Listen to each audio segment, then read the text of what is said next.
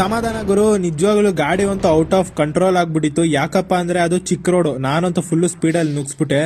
ಇರಿ ಒಂದ್ ನಿಮಿಷ, ಈ ರೈಲ್ವೆ ಟ್ರ್ಯಾಕು ಈ ಗೇಮಲ್ಲಿ ಎಲ್ಲಿ ಹೋಗುತ್ತೆ ನನ್ಗೆ ಅದೇ ಡೌಟು. ನಾನಂತೂ ರೈಲ್ವೆ ಸ್ಟೇಷನ್ ನೋಡಿಲ್ಲ, ಬಟ್ ರೈಲ್ವೆ ಟ್ರ್ಯಾಕ್ ನೋಡಿದೀನಿ. ಸೊ ಇವತ್ತಾರು ನೋಡ್ಬೋದಾ ನಾನು ರೈಲ್ವೆ ಸ್ಟೇಷನ್ನ?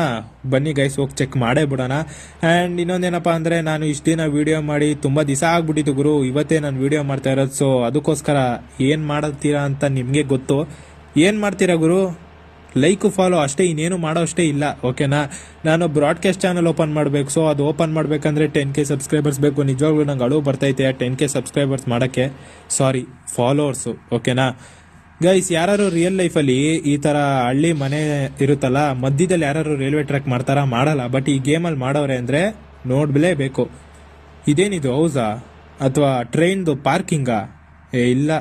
ಏ ಗುರು, ನಾನೇನೋ ನುಗ್ಗುತ್ತೆ ಅನ್ಕೊಂಡು ನುಗ್ಗಿಸ್ದೆ, ಬಟ್ ನುಗ್ಗಿಲ್ಲ, ಓಕೆನಾ? ಇರಿ ಒಂದು ನಿಮಿಷ, ಲೆಫ್ಟ್ ಸೈಡಲ್ಲಿ ಯಾವುದೋ ಟ್ರೈನ್ ಐತೆ, ಹೋಗ್ಬಿಟ್ಟು ಚೆಕ್ ಮಾಡೇ ಬಿಡೋಣ. ಅಷ್ಟು ದೂರದಿಂದ ಬಂದಿರೋದೇ ಇದಕ್ಕೋಸ್ಕರ.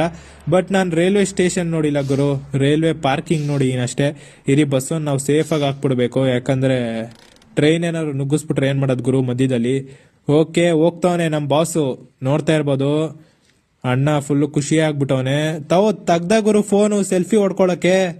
ಓಹೋ, ಇದು ಗುರು ಫೋಟೋ ಅಂದರೆ ರಿಯಲ್ ಲೈಫಲ್ಲಿ.